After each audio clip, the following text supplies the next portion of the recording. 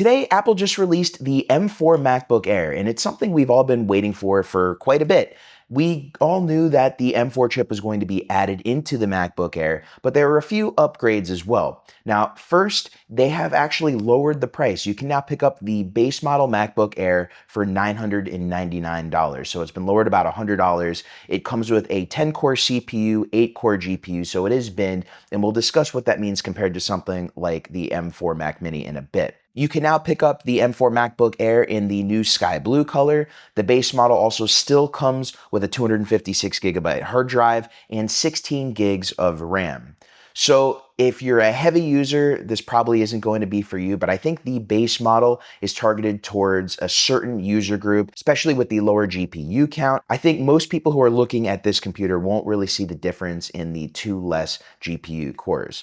But that does beg the question, at $1,000, it is the M4 chip. What are some of the differences we can expect compared to the cheaper $600 M4 Mac Mini? Now, the big thing is the MacBook Air is a fanless computer. So that means if you're running some heavy tasks, let's say you're doing some heavy video editing, well, the MacBook Air could potentially thermal throttle at some point, meaning you're not going to get the same performance until the machine cools off because there's no fan. Where in the M4 Mac Mini, there is a fan, so you're not really going to see anything like that in thermal throttling. The M4 Mac Mini also has the 10-core CPU, 10-core GPU, so if you're picking up one of these machines to do video editing, I know the M4 Mac Mini is a desktop and not a laptop, so there are extra things you have to buy, but you're going to get a little bit of better performance out of the M4 Mac Mini.